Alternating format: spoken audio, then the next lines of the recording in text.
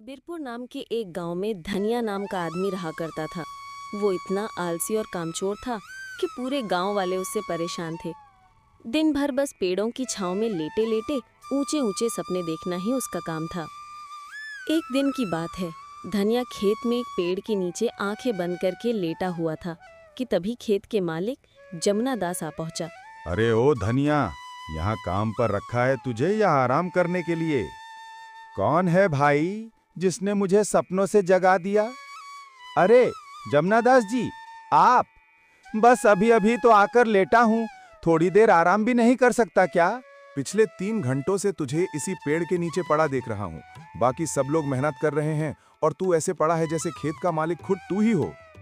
जमुना दास साहब, चिंता मत कीजिए। एक दिन ऐसा भी आएगा जब मैं तुम्हारे जैसे न जाने कितने खेतों का मालिक बनूंगा।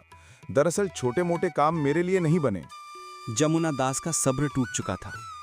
जमुना दास, धनिया, मैं तो तुझे उसी दिन निकाल देता जिस दिन रखा था, लेकिन तेरी पत्नी गौरी के आंसू देखकर रुक गया। मगर अब और बर्दाश्त नहीं कर सकता। मैं मजदूरी का पैसा देता हूं, आराम कर नहीं। चल हट मेरी आंखों के सामने से। जमुना दास का गुस्सा देखकर धनिया डर गया और चुपचाप घर लौट आया। घर पहुंचते ही उसकी पत्नी गौरी भड़क उठी। इतनी जल्दी घर क्यों आ गए? काम तो शाम को खत्म होता है ना। धनिया हंसते हुए, अरे तुम की बातों पर ध्यान मत दो। पत्नियां शिकायत करती हैं कि पति समय नहीं देते, और तुम्हें तो खुश होना चाहिए कि मैं हमेशा तुम्हारे साथ हूँ।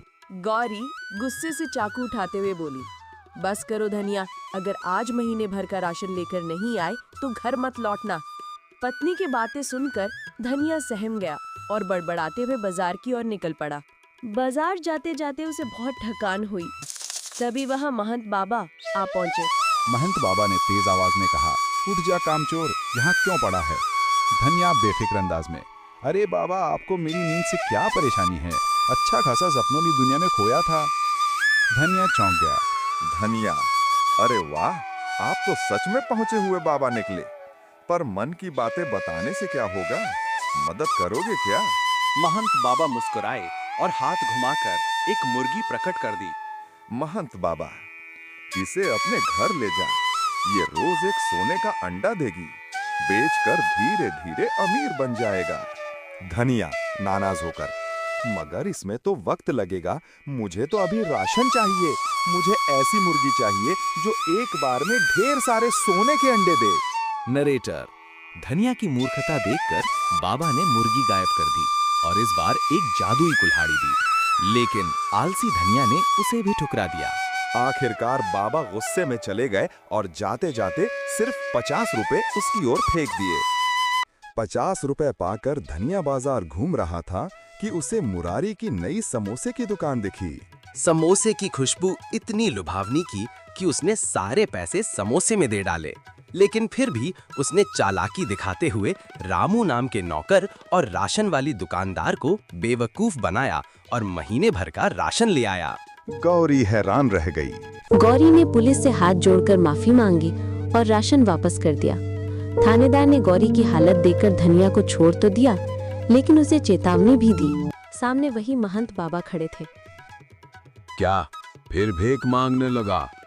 ये पैसे मैंने रखे हैं मूर्ख। इनसे महीने भर का राशन ले आ और बचे हुए से कोई छोटा मोटा कारोबार शुरू कर। मेहनत से पीछे मत हटना। भाई अर्जुन, तू फिर गया था बाग में? पागल है क्या? हाँ भाई, लेकिन यकीन मान, फिर से वही डरावनी आवाज आई। कोई था वहां, गांव वाले डरे हुए थे, पर अर्जुन नहीं। दीदी, चलो ना बाग में, बहुत दिन हो गए। लेकिन बाऊजी मना करते हैं। वो तो कल शहर जा रहे हैं। चलो ना चुपके से। गांव वाले डरे हुए थे, पर अर्जुन नहीं। अगले दिन वो गुफा का सच जानने निकल पड़ा। सुबह होते ही गांव में मातम फैल गया। अर्जुन की लाश उसके घर के बाहर मिली।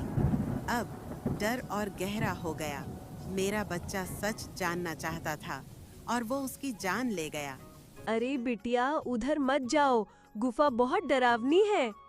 हम बस फूलों तक ही जाएंगे, चिंता मत कीजिए। और कन्या देखते हैं कि दो चोर गुफा के पास बात कर रहे हैं। मुझे लगता है गुफा में खजाना है। सरपंच सबको डराता है। चल आज देखते हैं अंदर क्या है। वहाँ विरक्त की आत्मा है।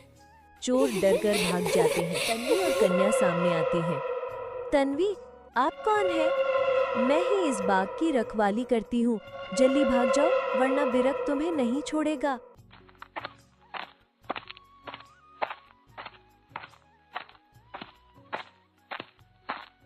कन्या, मैं अब आगे नहीं जाऊंगी दीदी।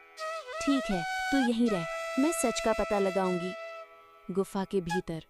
डरो मत लड़की, मैं विरक्त की छाया हूँ। तुम चाहो तो उसे आजाद कर सकती हो। कैसे? गुफा के तहखाने में जाकर उससे मिलो। गुफा के गहरे हिस्से में एक लालची औरत ने मुझे फंसाया। वो जादुई फल लेकर आई और मुझे हमेशा के लिए कैद करवा दिया। मैं आपको आजाद करूंगी। तन्वी चुपके से नागमती की झोपड़ी में जाती है और चमकदार फल उठा लेती है। वो मेरा जादुई फल है, मुझे वापस दो। तन्वी भागते हुए, नहीं, मैं विरक्त को आजाद करूंगी। गुफा में फल गिरते ही वो एक तोते में बदल जाता है। नागमती आग में जलती है। छाया की आवाज, अब तुम्हें ये तोता मार्ग दिखाएगा। तोता, दो रास्ते हैं, एक गुलाब के फूल वाला, एक अंधेरा तहखाना। मैं अंधेरे वाला चुनती हूँ। चाबी हवा में उड़ रही है, लाल रंग की चुनती है। छाया, तुमने सही चुना।